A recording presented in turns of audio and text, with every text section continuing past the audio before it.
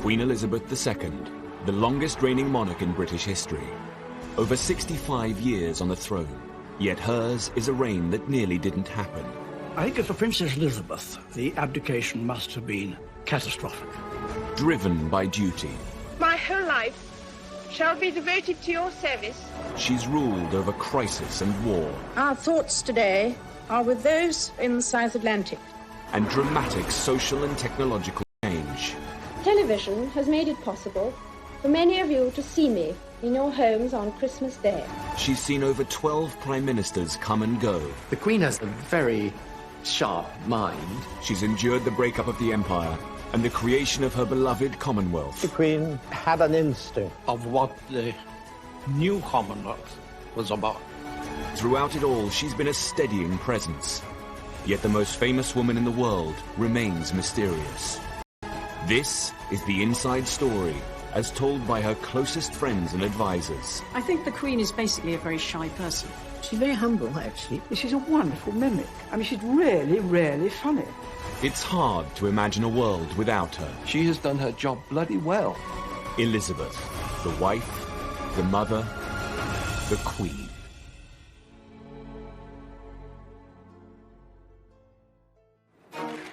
The 90s had been a very difficult decade for the Queen. She dealt with a very public backlash after the breakup of her children's marriages. It has turned out to be an annus horribilis. And following the death of Diana, public opinion was at an all-time low. The Queen was seen as out of touch, traditional and too formal. As the 21st century beckoned, the monarchy needed once again to rethink the way it related to its people. Tony Blair had swept to power in 1997. We ran for office as New Labour, we will govern as New Labour. He was the Queen's 10th Prime Minister, her youngest to date, and perhaps her most modern. And he was all too aware of the importance of her role as our monarch. The Queen regards the monarchy as a huge responsibility, and all of her life has been trying to live out this sense of duty and obligation and to make sure that the monarchy remains still relevant to people. I found her ultimately knowledgeable about issues and with this ability to kind of sense where public opinion was in a way that would have put to shame many politicians. Alistair Campbell was Tony Blair's Director of Communications at the end of the 90s and has written about the Queen. One of the people I interviewed, one of her circle, talked about how important it is to her that she is held in affection. He said the opposite of affection is disaffection, and if you have a public disaffected with the monarchy, you have no monarchy. The new century was a chance for the Queen to rebuild bridges and reconnect with her public. And Tony Blair wanted to help the monarchy do just that. To celebrate the arrival of this century, New Labour built the Millennium Dome and planned a huge New Year's Eve celebration to be televised to millions of viewers. Tony Blair wanted the Queen to be guest of honour and join her people at this significant time. It was obviously a very big moment in history. Yeah, and it was important that she was out there on that evening, I think. The idea was that the Queen and the nation would be entertained by breathtaking acts from all over Britain. There's this wonderful performance that was going on 60 feet above our heads. I had this terrible vision of these people somehow falling from the top of the dome and crushing the royal family, and thinking that this is not a great headline for the world. The Millennium celebrations included a spectacular fireworks display. But inside the dome, Blair's plan was turning into a night the Queen would rather forget. News editor Stuart Purvis was a guest at the dome. You have to remember that the Millennium Night celebration at Greenwich was not a royal production. It was almost a political production, really. And it showed. It was really a bad event. I suspect the Queen thought, this isn't one of my shows, if you like. And she was really not comfortable with the whole thing. As Big Ben struck midnight, the whole dome broke into Auld Lang Syne. This was all a bit weird. Suddenly, it was a kind of family occasion. And what do you do? Well, of course, probably Tony Blair and Cherie, like in our household, they do all this. Well, Scottish household, households, grand Scottish households, they don't do that because the ladies don't want to get all their diamonds and things cluttered up with that, so you hold hands like this. So the Queen and Prince Philip were doing it their way. Tony and Sri were probably thinking, well, how do we do it? And so everyone is feeling a little bit awkward. Her discomfort was palpable to the millions who watched the celebrations on TV. I think Tony was just a little bit conscious of the fact that he's bringing in the new millennium with the Queen, and that's never been done before. So, do you grab her hands and make them cross over? And said, no, I don't think it'd been rehearsed. Well, the whole razzmatazz thing, I don't know. It's sort of... It wasn't as you normally see her. To me, it seemed to be, watching, I thought, they're putting in a rather funny situation. But she has to react, she has to cope with it. Seen kissing the Queen. It was just caught, I think, just for a minute, just giving her a kiss, which one felt at the time, here, I'm here, it's all right. He was reassuring her that he could get through that situation. I thought the Queen was a bit uncomfortable, and I felt really sorry for her, but I mean, frankly, I was a bit uncomfortable. The whole event was very odd, and the whole night passed in a bit of a blur, frankly. But anyway, she put up with it in extremely, good spirits, considering. The event had put the Queen in an undignified position. Her attempts to reconnect and seem less traditional hadn't had the best of starts. At the turn of the century, the Queen was battling negative public feeling. The events at the Millennium Dome had done little to restore her popularity, and it wasn't just a problem at home. Abroad, her unpopularity had been building for some time. In Australia, there were plans to remove her as Queen. Critics speculated that if it could happen down under, then one day it could happen in the UK. In the 1990s, Australian Prime Minister Paul Keating had proposed a republic. It would be the intention that as a result of this committee's deliberations and the public discussion that would follow, the Australian people would be in a position to decide by referendum later in the decade whether Australia should become a republic by the year 2001. Though there's a lot of affection for the Queen in this country still, the country's outlook and aspirations can be represented by a non-Australian. When I met the Queen in Balmoral, she said, of course, I will always take the advice of Australian ministers and the Australian people. And I said, ma'am, we'd expect no less and ask for no more. As well as Australia, the Queen was the head of 16 different nations across the globe, from Canada to Jamaica, New Zealand to Papua New Guinea. If Australia became a republic, more countries could follow suit. But despite the high stakes, she was careful not to get involved in the public debate. There was an affection there. After all, Prince Charles had been to Geelong Grammar School for a term or so. I think it would be disappointing to the Queen. But on the other hand, she had really accepted that it was the decision for the Australian people to make. In 1996, Keating was replaced as Prime Minister by John Howard, a politician with monarchist sympathies. But the referendum would still go ahead as planned. I honestly do not believe Australia would be a better... And unless there's a good reason, you don't break links with your history, but even more important than that, it works. On the 6th of November 1999, Australia went to the polls. As the Queen nervously waited for the result, it looked like her 48-year rule of Australia was about to end. Well, the Queen was intensely interested in the outcome. I knew that whatever the outcome would be, she would wish Australia well and retain an interest and affection in it. When the ballots were counted, the results were a surprise to many. All 6 states had voted to keep the Queen. The country had an appointment with history, and it failed the appointment. Incidentally, the Australian rugby team were in the UK, competing in the World Rugby Cup final in Cardiff. The Queen was there to present the trophy to the winner. I'm told she was very pleased, but by the person who officially conveyed the result. What we didn't know is that the Australians would come to the UK and win the Rugby World Cup, which added a certain piquancy to it, including the Queen presenting the trophy to John Eales, the Australian captain, just after the result of the referendum. As they say in Fleet Street, you couldn't have made that up. The Queen's presence at the Rugby World Cup final was a symbolic moment. For many Australians, it was cause for a double celebration. The Queen had held her own in the country she regarded with fondness. But closer to home, family worries were about to test her in a far more personal way. The Queen's sister, Princess Margaret, had been ill for some time. In 2002, her health took a turn for the worse. Princess Margaret had always been the Queen's glamorous and mischievous sister, and they were devoted to each other.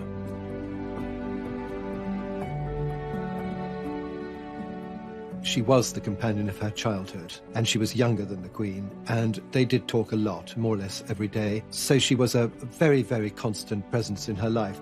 Growing up, the Queen's family had been a tight-knit unit. They called themselves Us Four. After the death of their father, two sisters became even closer, and they'd had other difficult times. In the 50s, the Queen had not been able to support her sister's relationship with divorcee Group Captain Peter Townsend. But despite this tension, they had remained close. Lady Glenconner was one of Princess Margaret's best friends and a maid of honor at the coronation. Princess Margaret adored the Queen and was always very loyal. I mean, she always talked and was very proud of what the Queen had done and all that. During the breakup of Princess Margaret's marriage to Anthony Armstrong, with her a lot, and she sort of did her best to make it better for Princess Margaret, I think. In February 2002, Princess Margaret died from her third and final stroke. The Queen had lost her only sister. Well, I would imagine she was expecting it, because she had Princess Margaret been ill for a very long time. We're all devoted to her. She was so good to everybody, and I think a lot of people wept a lot. In a way, it was sad, but I was so glad that Princess Margaret, who had suffered so much at the end, and for somebody like that who had been so vivacious and beautiful and enjoying life, to see her in a wheelchair, unable to see, it broke my heart, actually. Princess Margaret's funeral was a relatively low-key affair for a member of the royal family. For the Queen, it was a doubly sad occasion. Princess Margaret's funeral fell on a very painful anniversary. 50 years ago to the day, they had buried her father in the same chapel at Windsor. When Princess Margaret died, and the Queen Mother was still at Sandringham, where she would have probably stayed, but she insisted on coming down to Windsor and taking part in the funeral. A fragile Queen Mother didn't want to be seen by the press. We all sat in front, all the ladies in waiting, together. And it was terribly poignant because the Queen Mother was a wheelchair. And when the coffin went by, she tried to stand up. I think she may have been helped up so that she could be standing when Princess Margaret's coffin went. Princess Margaret was cremated, one of the first members of our family, I think, because she wanted to be buried between her parents. And there was any room, really, for ashes. In the weeks after Princess Margaret's death, the Queen Mother's health continued to deteriorate. The Queen had obviously been worried about the Queen Mother for some time because the Queen Mother was an enormous age and was appearing in public very regularly. The Queen would obviously be worried that she was going to fall over or something, which luckily she never did. I think the Queen Mother had been ill for some time, and she had some trouble with her lungs, I think. Constant coughing and that sort of thing. But it was all kept fairly low-key, they didn't talk about it much. And she was, after all, in her 102nd year, I think. Wonderful. The Queen Mother had been the Queen's rock throughout her 50-year reign. I think hardly a day went by without communication between them, either visit or telephone call. And when the Queen was overseas, she wrote a series of letters every day back to her mother. I mean, the Queen Mother had a lot of adulation from the public, and people got a lot of her mother's qualities in her, the Queen. Just 6 weeks after Princess Margaret's death, on the 30th of March, the 101-year-old Queen Mother passed away. The Queen Mother, mysteriously and miraculously, waited until the one day in the year when she could have died without any inconvenience to anybody. She waited until the Queen was at Windsor, with all her family around her. The Queen was out riding and was just summoned to Royal Lodge, and as I understand it, the Queen Mother had her head perfectly all right until about 10 minutes before she died, when she just sort of basically spun away. The two women who had been closest to the Queen throughout her 50-year reign were now gone. She'd lost her mother, who was not only a friend and companion, but her mother, somebody she spoke to every day on the telephone, that she would visit regularly, that she knew and loved, and was the link also with her father, a key figure in the Queen's life. The Queen Mother's would be the first royal public funeral at Westminster Abbey since Princess Diana's in 1997. There was speculation in the newspapers that people wouldn't turn up, that, the Queen Mother, being over 100 years old, belonged to another generation, that people wouldn't remember her. In fact, people turned up in their hundreds of thousands. I mean, the country was mourning. Sir Michael Wilcox was the Queen's black rod at the time. He was her daily representative in Parliament and responsible for many ceremonial duties. After the Queen Mother's death, he organised for the coffin to be brought to Westminster Hall, where the public would come to pay their respects. Initially, when she died, and at the first coordinating meeting at Buckingham Palace, there was a sense that we should only open the lying in state for a limited period during the day. And I argued against that.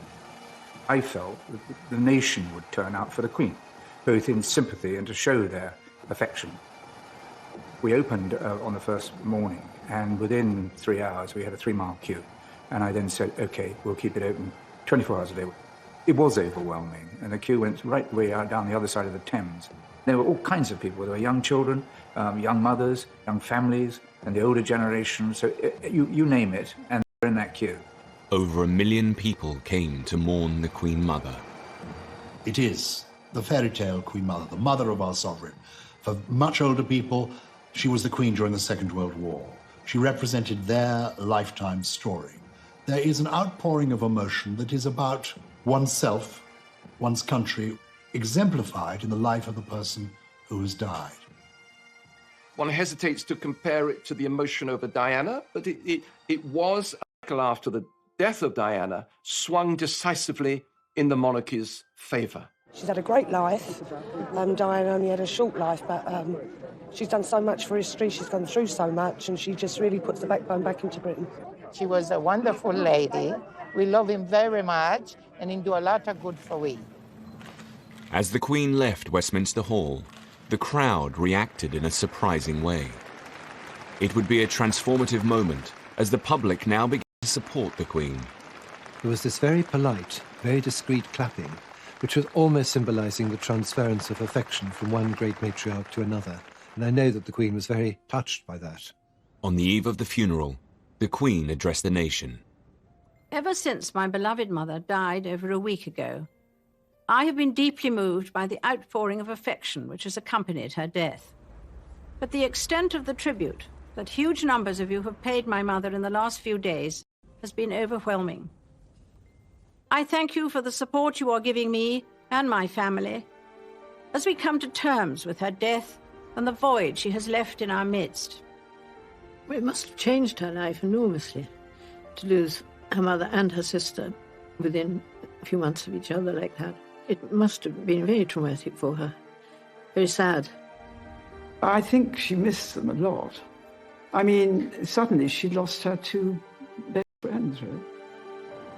After the service at Westminster Abbey, the Queen Mother's coffin was taken to Windsor Castle, its final resting place, alongside her husband and daughter, Princess Margaret. I think with the death of the Queen Mother, there was a subtle change in the role of the Queen. Now, the Queen was the oldest member of the family. She was the matriarch. She, as it were, was moving into the Queen Victoria role. She was the senior member of world royalty. And some people say that that almost freed her, that she seemed to relax a bit. Well, Martin Charteris, who I think was her best private secretary, always used to say, wait and see what happens when the Queen Mother dies. Because I think with any parent, somehow they're always looking over your shoulder. And suddenly, she did blossom. There's no question about it. These deaths would herald a new era in the Queen's reign. At the turn of the century, the Queen had lost two the most important people in her life, her sister Princess Margaret and the Queen Mother. Despite the public's sympathy for the Queen, the sovereign still had a problem with her image. She needed a new way to connect to her people and show that she was in touch. She and her senior advisors had created a working party to develop a new strategy. They called it the Way Ahead Group. She, not just the Queen, every single member of the inner royal family came to the Way Ahead Group and private secretaries. The meetings were sometimes a bit chaotic. I recall that the Queen had a bit of a tendency to chat to whoever was sitting next to her rather than paying full attention to the proceedings. The Duke of Edinburgh had to sort of call people to order from time to time. One of the issues the group looked at was the itinerary for the Queen's public engagements. The Way Ahead Group suggested that she made her visits edgier and more inclusive.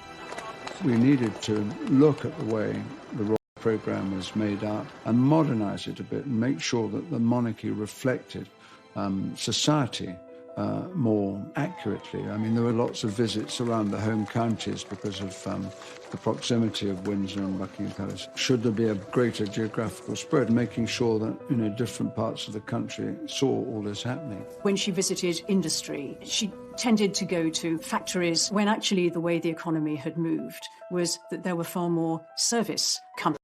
For instance, in the entertainment sector, it's easier to get a little bit stuck in your ways. This was a deliberate attempt to just nudge things forward a bit. The Queen is very pragmatic. She's willing to look at the pros and cons of an argument and then go for something that's, the modern way of doing things. That's another feature of her character.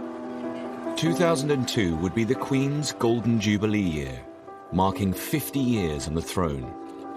But had the Queen done enough to reach out to her people?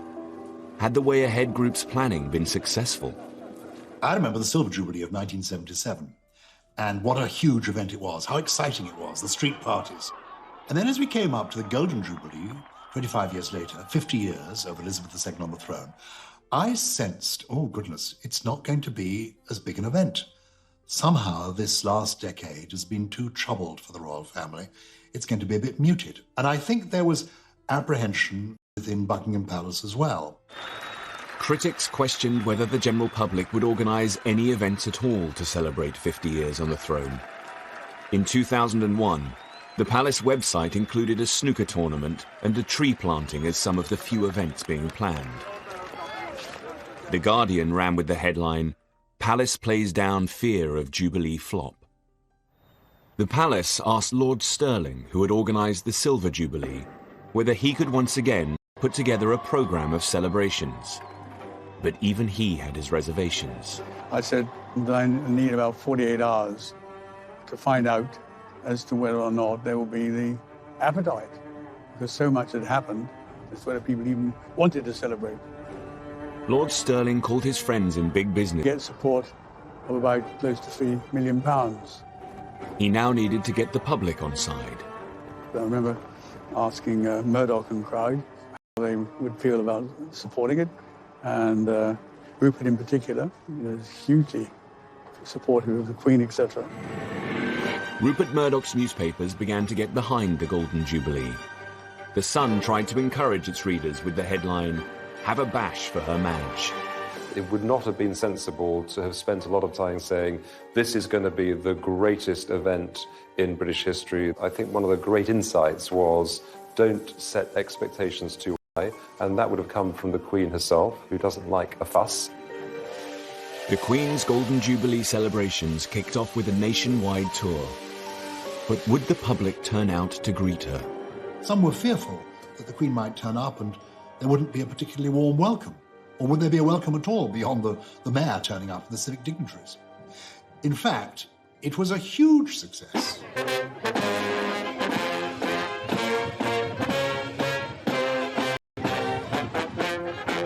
I was privileged to be part of the tour, to go on some of these visits.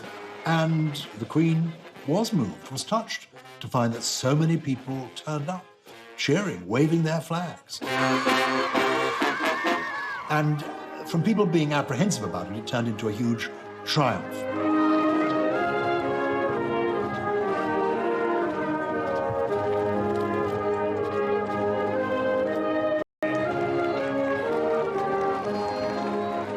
she said, "What's this?" And I said that it was a picture and I drew it for her, and she said thank you. I thought she was going to be quite nice, and she was.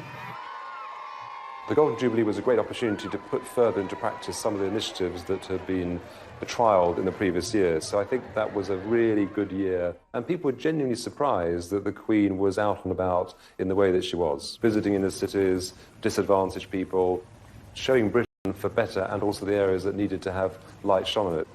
In her Golden Jubilee year, the Queen also visited the industrial town of Scunthorpe and her first British mosque. To engage with the Muslim community in this way was one of the most mould-breaking decisions she'd ever made, and one of the most inclusive. The idea came after 9/11, when the terrorist attack on Twin Towers, and I said to them that I need to send the letter to Her Majesty the Queen to invite her. We got a top-class mosque in London and all this area, and she decided to not go there, but decided to come in small, tiny town, North Lincolnshire, which was great. 9/11 just happened. There was a lot of from Her Majesty the Queen to come to the mosque at that time to show that doesn't matter what happened, nobody can divide us, and we are one nation and one people. And I personally really appreciate that. She took the shoes off and she came into the mosque. We were all lined up, everybody, to meet her. We were all anxious and not really prepared, but when we met Her Majesty, it was like meeting someone that we knew from our childhood. She was such a nice, down-to-earth person. Queen takes a huge interest in people when she meets them. I mean, she doesn't just shake hands and turn away. She really wants to talk to them and to know what they're doing and what their interests are. She was very interested in the history of Islam, especially the Mecca, because we had all the pictures here, you see, and she was asking about that. And I was lucky enough to give her a Quran myself, which she accepted, and I think it's still somewhere kept in a safe place, maybe in Buckingham Palace, I don't know. And she might read it. She is Queen for all of us, and it is fantastic that we made the history. Rest of my life and other people's life, it will stay with us. You know, what she did was really, she won the heart of millions of Muslims. At the start of the century, the Queen had been unpopular and out of touch. In her Golden Jubilee year, she showed that she was prepared to evolve as she met different kinds of people and went to new places. Change has become a constant. Managing it has become an expanding discipline. The way we embrace it defines our future. Her Jubilee Parade in June 2002 was the ultimate example of this relaunch. This was a new, more inclusive kind of monarchy. 20,000 people marched down the Mall, including firemen, circus performers, Bollywood dancers, and even Hell's Angels.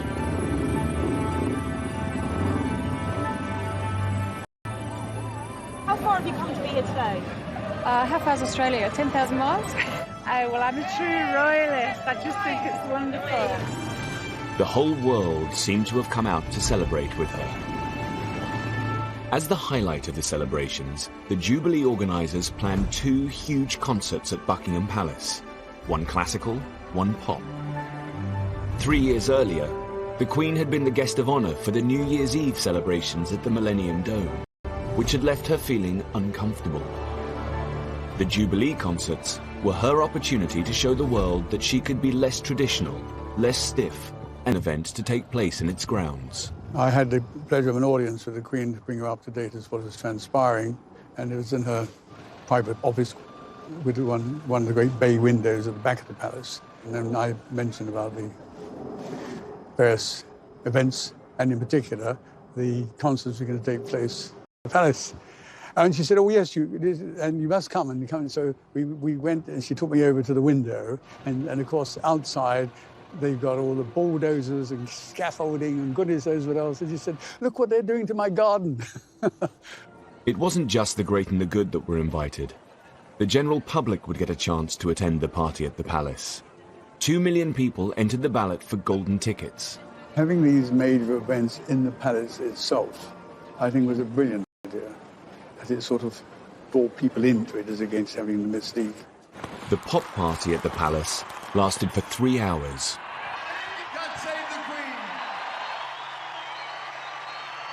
The concert's iconic moment would be Brian May from Queen on the top of Buckingham Palace.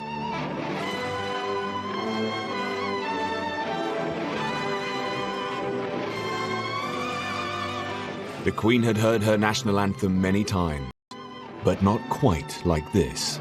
I think, British people are always up for a party, and I think perhaps most importantly, that actually, given the opportunity to say thank you to their sovereign, the British people will take that opportunity and they will say thank you, and that's what I think was symbolised in those events. The Queen didn't expect much of the Golden Jubilee, but perhaps with the Golden Jubilee we see the beginning of a more self-confident monarch emerging. It's her millennium, it's her turning of the clock and moving into a new, very relaxed, very happy age.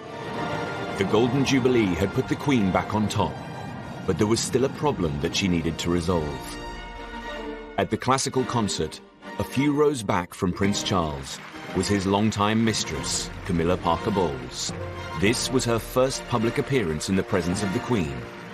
For the Queen to truly put the difficulties of the past decade behind her, Camilla's status in the royal family needed to be dealt with once and for all. By 2005, it became clear that Prince Charles's relationship with divorcee Camilla Parker Bowles needed to be sorted out. Camilla's presence tarnished the Queen's public image. Divorce from the early years has been the bugbear of the Queen's reign, from the abdication through Margaret and then up to Charles and Diana. It manifested itself still as an issue when it came to the remarriage of these two divorced persons, Charles and Camilla. But there was this extra for the breakup of the marriage and the tragedy of Diana. By the time of the Jubilee, Camilla was living with the Prince at Highgrove. He had always made it absolutely clear that she was a non-negotiable part of his life. So you have a situation where the Prince of Wales is basically, if I can put it like this, living with his mistress. And that's not very satisfactory, because one day he becomes head of the Church of England. She was a divorcee. He had also been divorced, but his first wife was dead. In an attempt to introduce a more positive image of Camilla, Prince Charles ran a carefully planned public relations campaign. The Camilla problem needed to be settled before his succession to the throne. If he was going to marry her, it had to happen during the Queen's reign, and so a very well orchestrated campaign set up, which took about 2 or 3 years, at the end of which they were able to marry. The 9th of April 2005, Charles and Camilla married in Windsor Registry Office. But there was one key person who could not attend. The Queen clearly believes in being the defender of the faith, and people also forget she is the supreme governor of the Church of England. So there are certain things that she will not do because of the kind of authority God has given her. The Queen could not possibly be seen to countenance the remarriage of two divorced persons. So it was quite simple. They had to go down to a registry office in town, in Windsor, and get that side of things done, the public side, with her not involved. But it doesn't mean she will be unloving. So she would really recuse herself from those areas which, in fact, she says to herself, I am the supreme governor, but Charles, my son, a service where God's blessing and forgiveness is being asked for, I'll be there. The Queen did attend the blessing and hosted their reception at Windsor Castle. Sir Nicholas Soames was one of the wedding guests. It was a wonderful day, a huge gathering in St George's Hall. And the Queen was very, very much on parade. And she made the most charming speech. It was a special day for the Queen in more than one ways, in that it was the day of the Grand National. Brass tapped. Voice says, the Queen has an announcement to make, an important announcement. And the Queen stands there and says, yes, exciting news, everyone. Hedgehunter has won the Grand National. She used it as a metaphor and talked about Charles and Camilla and said how they'd survived Beecher's Brook, how they'd survived the chair and all the other obstacles. She said, welcome to the winner's enclosure.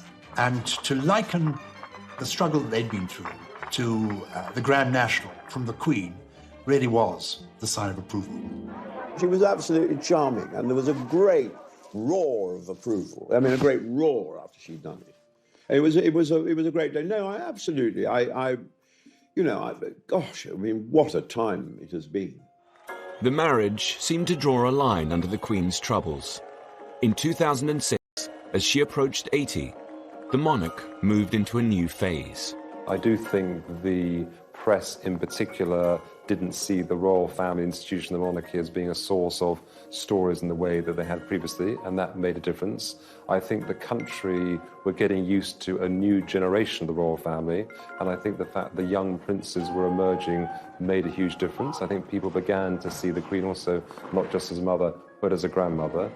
As the decade ended, her grandchildren began to take a more visible role in royal life. They obviously love her, and I'm sure she loves them too. And I'm sure they go to her for advice, because they couldn't have a better person to ask. I think if you asked Prince William and Prince Harry if they'd learned anything from the Queen and the Duke of Edinburgh, they would say a great deal. I know that's the case because I've heard them talk about their grandparents in terms of respect, affection, but also seeing how they do things. And if you like the style of Prince William and Prince Harry, it's because they've learned a lot from past masters at the game. As the Queen headed towards the end of the decade, she had a new confidence. I think the Queen is basically a very shy person. I've seen her stepping out of the royal train and having to gear herself up to face the crowds many times. When that challenge is overlaid with public criticism, as there was, for instance, at the time of Princess Diana's death, I think it's very hard to bear. So if instead what you're reading in the newspapers and seeing on television is broadly supportive and warm towards you, you relax in turn. And that is what's happened to some degree for the Queen. Finally, she came into her own and became in many ways a different woman, clearly at ease with herself, but she is clearly totally at ease enjoying her job, and the country is enjoying her doing it and wants her to go on doing it as long as jolly well possible. She had seen personal loss with the deaths of her mother and sister. She had seen her son and heir, Prince Charles, remarry, and she had proved her relevance to the British people. At the end of the decade, her popularity had never been so high. The world now saw a more self-assured monarch, the nation's grand. Recognize that you have to be more out there with the people in today's world, but you never forget with her that she's the Queen, and that ability to retain the aura at the same time as move with the new age, that's really what marks her out, I think. In 2012, the Queen celebrated her Diamond Jubilee, marking 60 years on the throne. She became only the second monarch in British history to reach this landmark. The first had been her great-great-grandmother, Queen Victoria. Queen Elizabeth II's reign had encountered many highs and lows in its 6 decades, but she had come through them all. Inevitably, a long life can pass by many milestones. My own is no exception. As the Queen moved into her 90s, the decade would test her strength, wisdom, and moral leadership. But in 2012, the UK prepared to celebrate the Queen's Jubilee and thank her for her years of service. By the time of the Diamond Jubilee, the Queen had had a bit of practice at Jubilees. They didn't worry her so much anymore. She had entered this more serene, less controversial aspect of her reign.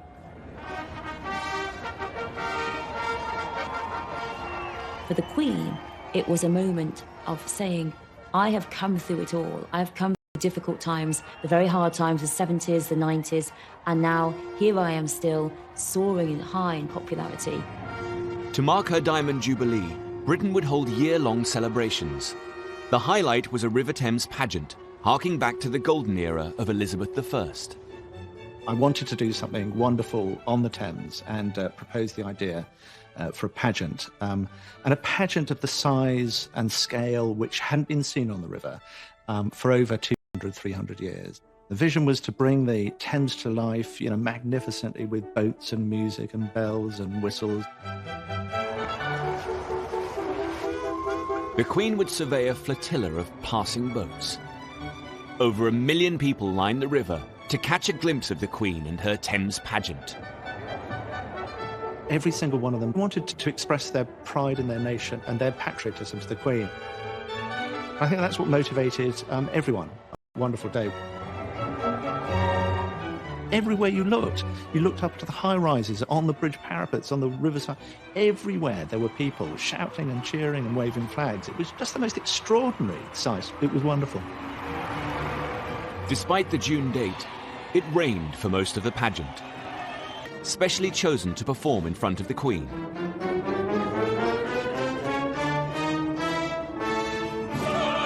One of the singers was Monica McGee. We sing Land of Hope and Glory, and then we're greeted by the royal family.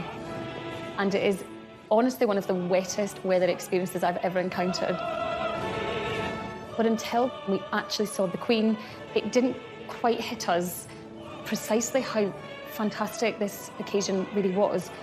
And then I don't think anyone felt wet or cold.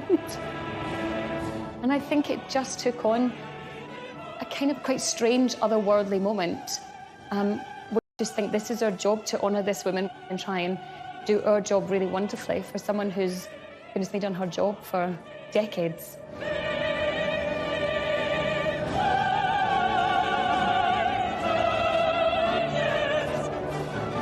And I'll always remember the image of the singers with mascara running in the rain. I never imagined it like that in the 3 years of planning, that's the way it would turn out. But it was wonderful in the way it was completed. There was also, I think, a feeling of poignancy on her part and on the part of those who were there, that this could well be the last time. That the idea that maybe one day, before too long, we won't be saying, God save the Queen anymore, added something to that occasion.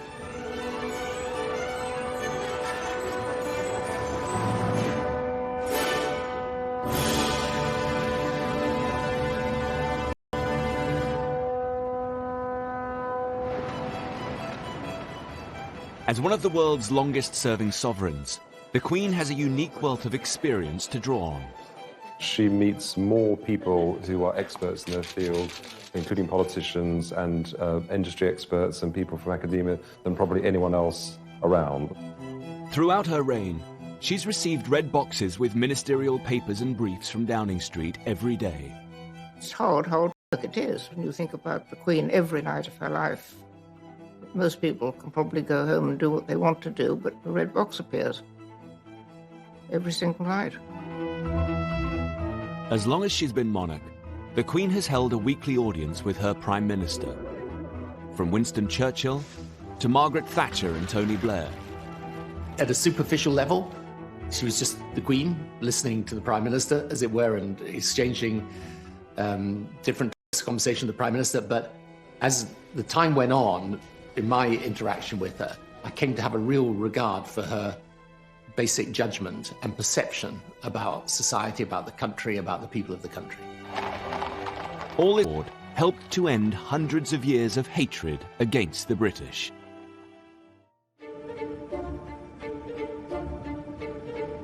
The Queen is the world's most travelled monarch. She has officially visited over 120 countries. But in 2011, she went to a new place, just 100 miles across the sea, the Republic of Ireland. She was always really interested in the peace process, very committed to it. One of the few conversations where she literally picked up the phone and you held the phone, as they said, it's the Queen on the phone, was after the Northern Ireland Peace Agreement. For over 100 years, British rule had been viciously contested in Ireland. Hundreds of people on both sides of the water had been killed in what came to be called the Troubles. The Queen herself suffered great personal loss. In 1979, the IRA had murdered close family members, Lord Mountbatten and his 15-year-old grandson. Known to her as Uncle Dickie, his death had been a huge shock. The Queen, I think, was genuinely fond of Mountbatten. It was a totally gratuitous, pointless murder. To honour this great loss, he had been given a funeral at Westminster Abbey. But I think the depth of feeling is so terrible at that time. You know, with the IRA and what they'd done, and how do you forgive, you know? But you have to move forward best you can. The Queen's visit to Ireland would be an extraordinary moment of diplomacy and would test her personal strength. The truth of it is that it had to be right from the Irish perspective. You know, there's a long history. Some of that history has been bloody and brutal, and it's a moment you've got to choose very carefully when the Queen, I mean, the symbol of Britain, comes to visit the Republic. It was the Queen's, obviously the Queen's own idea that she should go to Ireland, and probably had wanted to for some time. I remember thinking, you know, just hope everything's going to be all right. The visit witnessed one of the country's largest security operations. Mary McAleese was the President of Ireland, who hosted the Queen's stay. I can tell you that when we invited Her Majesty the Queen to come to Ireland, there were a lot of people who were not happy. I got the letters. We knew that there would have been people who would not have wished her well. So yes, security was massive. On her first day, the Queen went to Dublin's Garden of Remembrance, a site that commemorates the Irish. Now, here was the Queen, paying her respects. She laid a wreath, she stepped back, and she did something that nobody really expected. It's a simple thing. She inclined her head. In that gesture, you could almost hear the softening of the arteries of resentment, the softening of the anger, the winning over of people. Her speech at the state dinner in Dublin Castle stunned all of the guests. The very first words she used, to everybody's surprise, were 5 Irish words.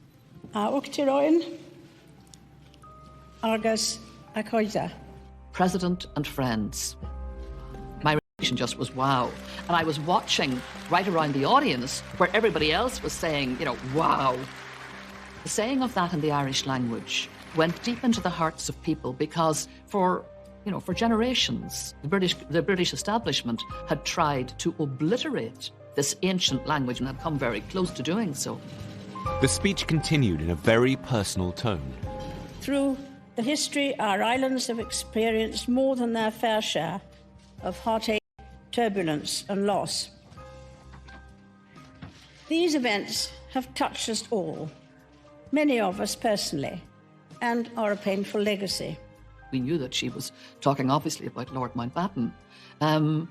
We could feel this was a human being whose hurt and pain was real, happened in our time, happened as a result of our historic enmity. The entire trip took some very bold and risky decisions. On the second day, the Queen visited Croke Park, the spiritual home of Gaelic sports. But it was more than a sporting venue. In 1920, this was the site of the first Bloody Sunday. In 1920, in the middle of a match, British forces went through the gates in tanks. They opened fire on players and on spectators and killed a lot of people and maimed more. It became a moment of utter rage for Ireland that fueled the ongoing historic resentment. The president of the Gaelic Athletic Association, Christy Cooney, took the Queen to where the massacre happened. I'm sure her people had explained to her exactly what Croke Park meant. I'm sure she was aware of Bloody Sunday, and she would have known the environment she was coming into. My memory of her walking onto the pitch and Christy Cooney saying to her, you know, this is where British troops came in and killed 14 people on Bloody Sunday. And I can still remember a voice that was breaking with real heartache. And she just said, I know, I know. I just thought she carried it off extremely well. The Queen's empathy had helped her forge a new relationship with Ireland in a way that no other British statesman could have done. It's a sort of healing process in her presence, I think. And that is for her enormous capacity to bring people together, probably wouldn't normally want to get on particularly well. The visit was a huge success and brought Ireland and Britain closer together. The Queen would take the peace process a step further a year later in a previously unimaginable act. In 2012, she flew to a charity event in Belfast, where she met with Deputy First Minister for Northern Ireland and former IRA commander, Martin McGuinness. Simple handshake between the head of the British state and a former IRA commander. To be prepared to reach out and shake the hand of the people who, has been responsible for the death of someone who was very close to her. She was prepared to overcome all of that legacy, all of that history, and in the interests of peace, to reach out and do it in a genuine way. The signal of that handshake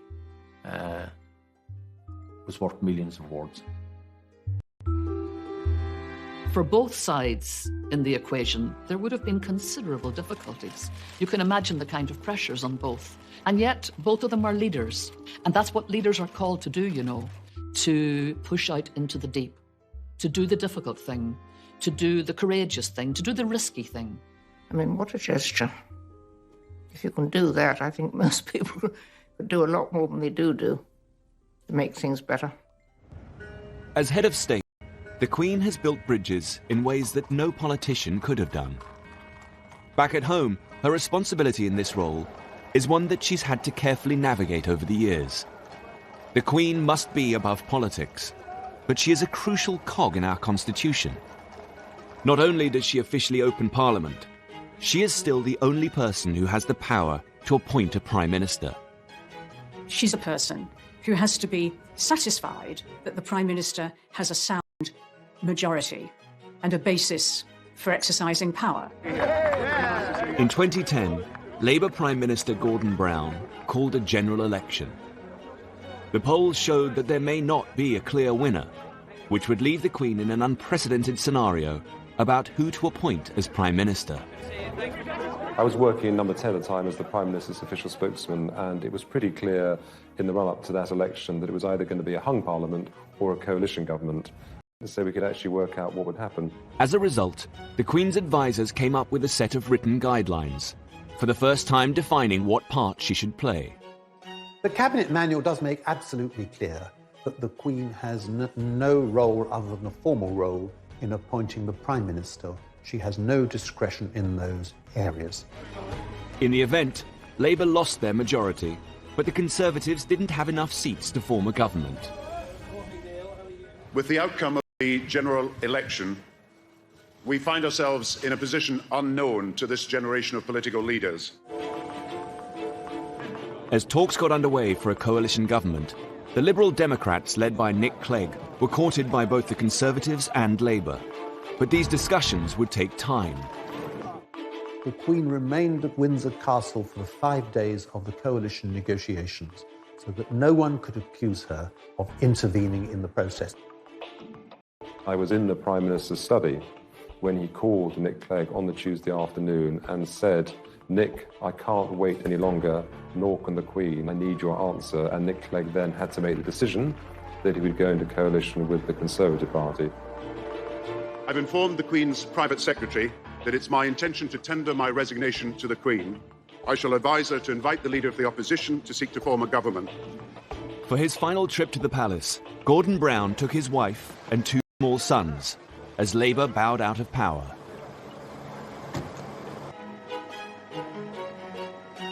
The Queen's private secretary could now call David Cameron to the palace. He would become her 12th Prime Minister, and her youngest to date. She has understood the role of the Crown in the British Constitution so that our political system can work, and she makes it work by not interfering. The Queen has been driven throughout her long reign by commitment to public duties. But it's her personal passions that reveal the most about her. The Queen's long reign has presented her with many challenges, but one passion that's never waned is her love of horses.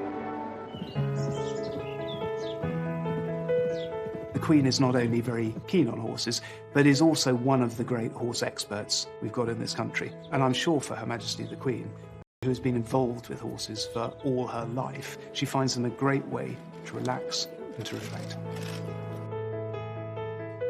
Oh, I think the Queen is happy because though she's driven by duty, sustained by faith, she has her passion in life, her dogs and her horses, and they do keep her happy. As the Duke of Edinburgh has said, if it doesn't fire to eat hay, she isn't interested. Ian Balding was one of the Queen's horse trainers for nearly 40 years. There is a special relationship between the Queen and her trainers. You'll ring Buckingham Palace and I'll say, it's Mr. Ian Balding speaking, could I speak to Her Majesty, please? Yes, one moment, sir. And 5 seconds later, you're through to the Queen, you know, which is pretty remarkable.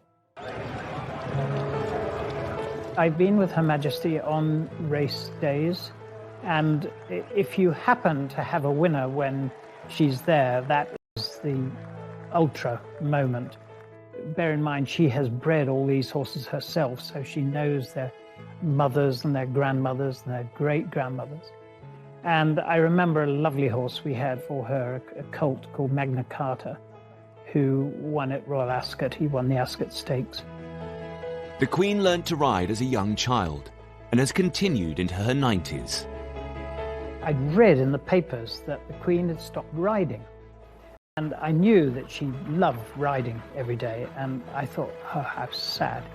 And I wrote to her saying, ma'am, I'm so sorry to hear you've given up riding. Anyway, I had a letter back in the post the next day, literally saying, that's absolute rubbish. I haven't stopped riding at all. The Queen's personal life is closely guarded, particularly in one of her favourite places, Scotland. She is descended from the Kings of Scotland and spends every summer at her home in Balmoral. It is a magical place because it's so timeless. And the dogs are there, the children can be there, friends are there, and there you are, the castle's their home. Well, Balmoral is a very relaxed place, and I think the Queen feels relaxed when she's there. We were picnicking on the shores of Loch Mick, which is about 8 miles from the castle, and a party of youngsters appeared, and they all had a sort of sideways look as they passed. And then one of the young ladies came back, plainly a Londoner, and looking at the Queen, she said, "They tell me you're the Queen." And she said, "Well, I am." "What are you doing here then?" She said, "I live here."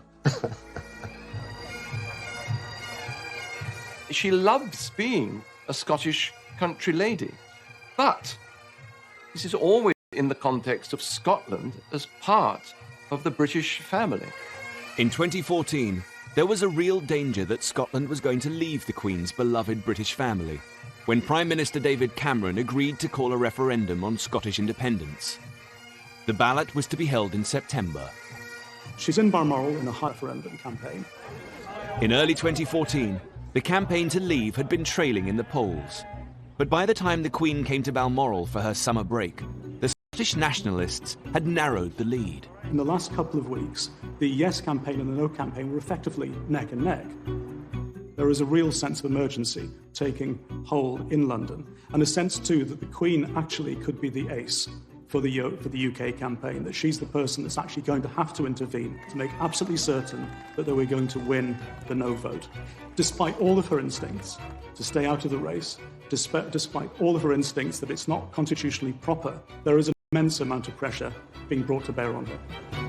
Just 4 days before the referendum, the Queen made an unprecedented comment. Veteran reporter Jim Lawson was as usual covering her Balmoral stay.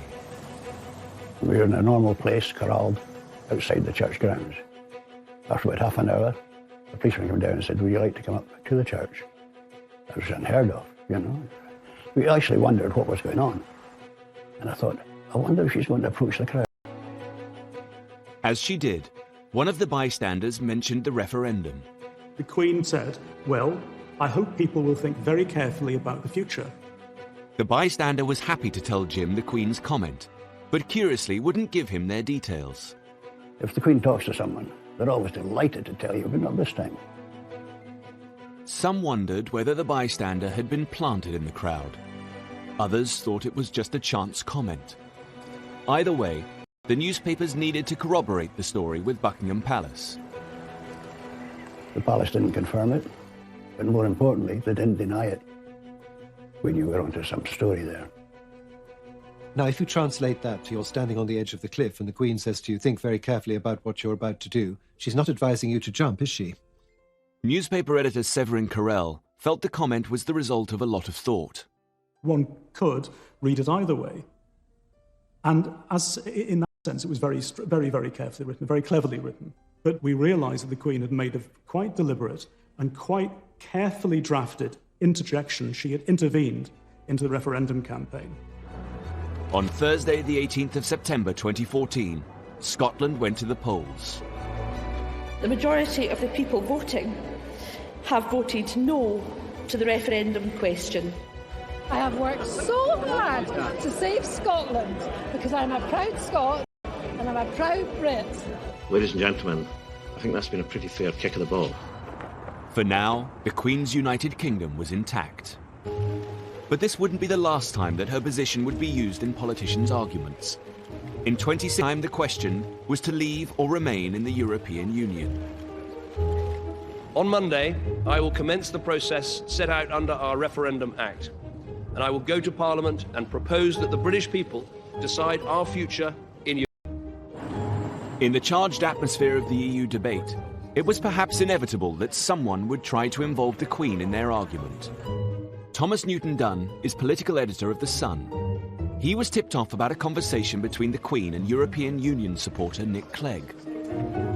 Well, I was told a most fascinating story by an impeccable source of an extraordinary row during a lunch she held in Windsor Castle. And so this is going back 2011, 2012 now. They ended up discussing Europe. The Queen ended up getting into quite a lively dust-up with the Deputy Prime Minister, who was a very strong pro-European politician. The Queen was putting forward some very strong views on the future shape of Europe and the direction which Europe was going in. The Sun wasn't only planning to report the alleged conversation, but to boost it by quoting prominent Brexiteers. This led to their infamous headline. Queen backs Brexit came from ringing up a couple of Tory MPs to find out what they thought about it, and some of the very passionate Brexiteer MPs leaped on the suggestion that the Queen might be pretty Eurosceptic to say, well, in which case, that must mean she backs Brexit. But very closely written underneath was bombshell claim, because, of course, it was these MPs' claim she must back Brexit rather than ours. When Downing Street found out that The Sun was going to run with the headline, they began to investigate the source of the story. So when I first saw the Queen backs Brexit headline, I wanted to see very quickly, well, what was this based on? And it seemed to be at a lunch that had been many years before. How could she back something several years before when it wasn't even a term that was invented or even something that was seen as a particular possibility? Nick Clegg strongly denied the story.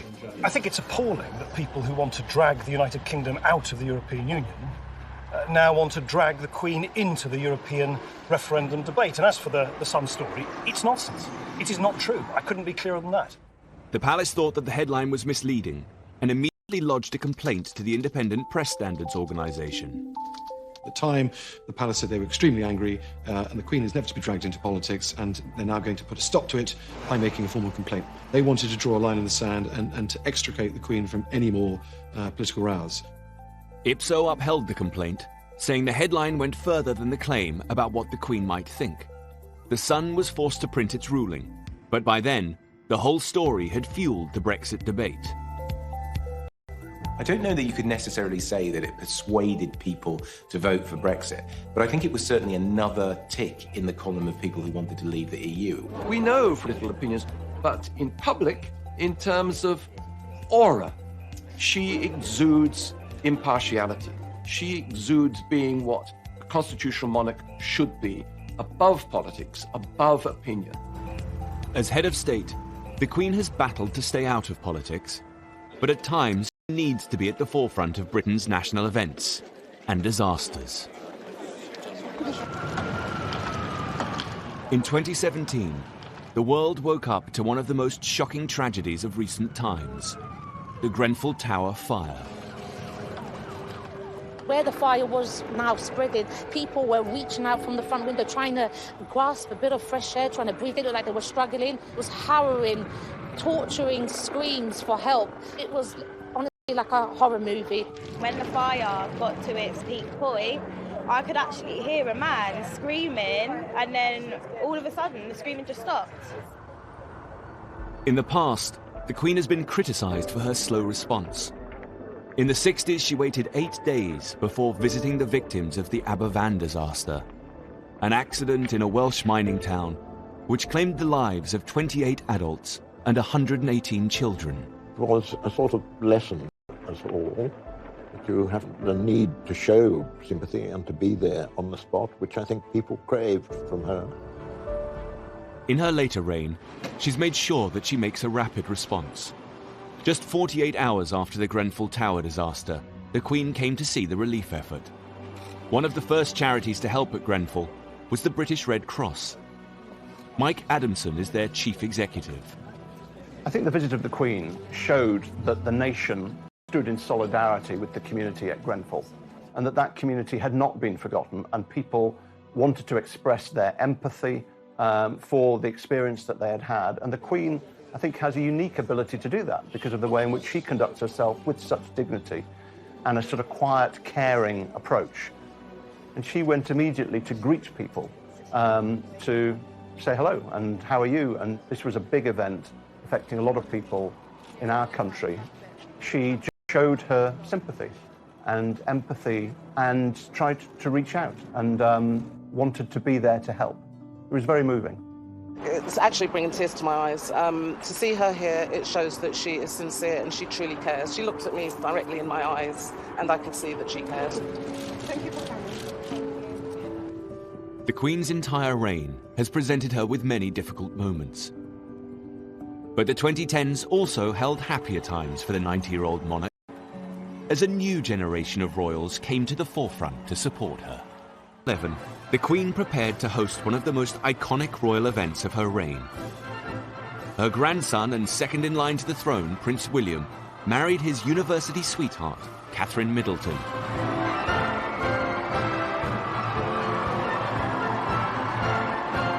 It was a significant moment for the Queen's succession. The media are terribly excited about a wedding. The transparent happiness of the young couple just permeated right through the occasion, and that must have absolutely delighted the Queen. Marriage is vital to the royal family. It's about stability, it's the fact that you're going to continue down the generations, it's all about passing on the gene. Special relationship with all her grandchildren, particularly Prince William. It was the Queen herself who gave Prince William his constitutional history lessons.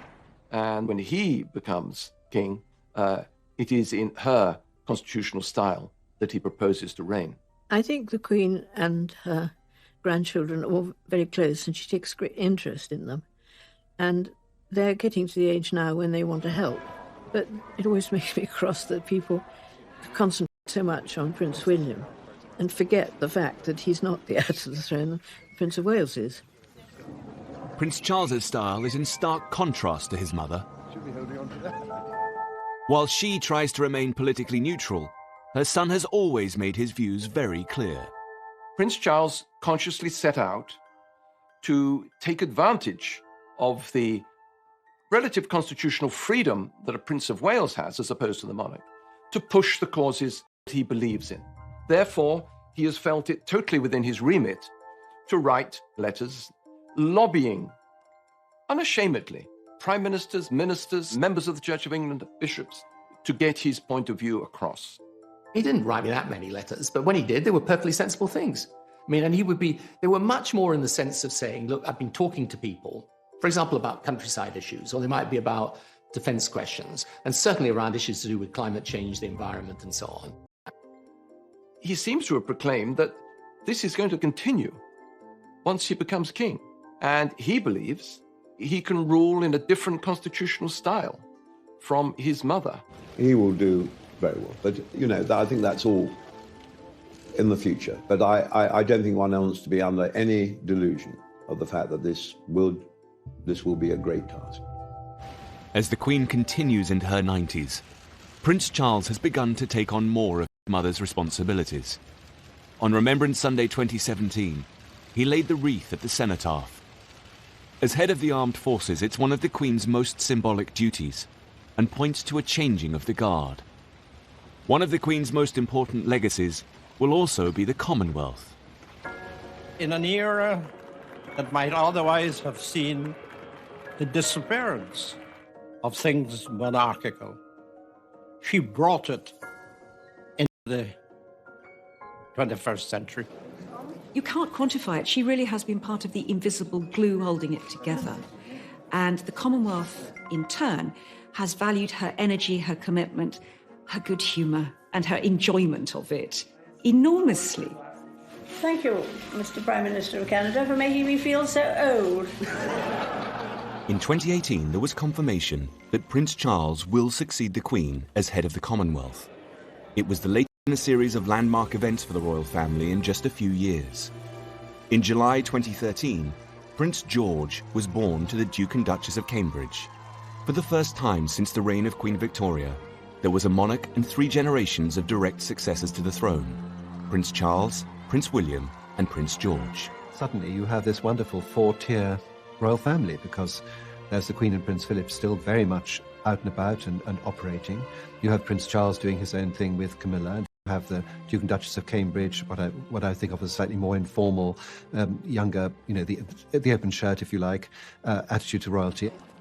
However, just a few years later, Prince Philip decided he could no longer be out and about and announced his retirement from public duty.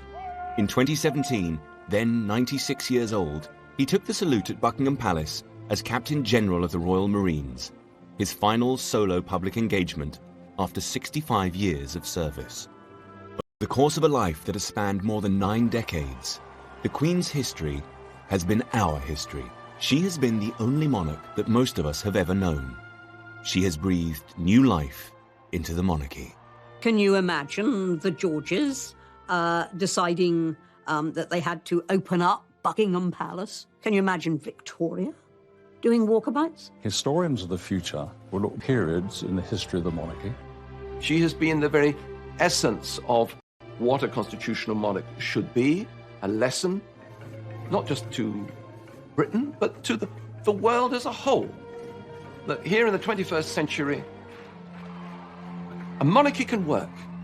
We don't think of inherited privilege when we think of Elizabeth II. We think of a woman who's done her job bloody well. Britain's longest-serving monarch has seen a time of unprecedented change. She's transformed from shy Lilibet to head of the nation and a world leader. She's also had a very interesting time. I mean, she's met, over the years, everybody, from Mandela to all the American presidents, I think that she has enjoyed being Queen. We've lived through the most extraordinary times of enormous change, but we've had this thread of total stability with the Queen and Prince Philip. They're the rocks in a very stormy sea. Anybody who's had the privilege of meeting the Queen will know that it's one of those life-defining moments. She's absolutely lovely. There's a wonderful blue twinkle to her. She's got a very dry sense of humour. I can't think of anybody who I know who's met her and who has not been completely blown away by the experience. She is the sovereign, and has been for a very long time. And to her, that's her life and her dedication. And she's never let us down, and she's not going to. I met the Queen first when I was 12 years old, and I have never, ever come away from a meeting with her when one doesn't feel that you are in the presence of someone truly exceptional. They will be very, very big shoes to fill. Very big shoes. Queen Elizabeth II has steered her family through times of incredible happiness and crippling grief and loss. Her monarchy has been through crises, but she has managed to adapt and modernize. She's brought a special brand of magic to the House of Windsor. She's a woman driven by her duty to serve the British and Commonwealth peoples. Hers has been a remarkable reign, and she will always be our Queen. Good night, and good luck to you all. Good luck to you all. Good luck to you all.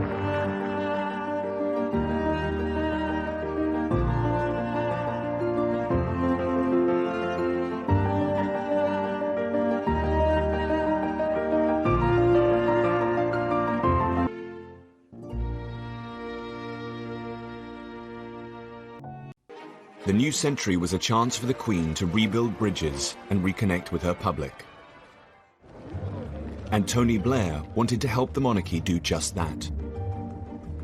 To celebrate the arrival of this century, New Labour built the Millennium Dome and planned a huge New Year's Eve celebration to be televised to millions of viewers.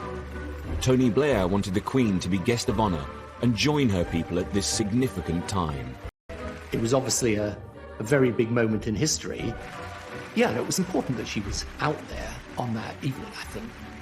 The idea was that the Queen and the nation would be entertained by breathtaking acts from all over Britain. There's this wonderful performance that was going on 60 feet above our heads.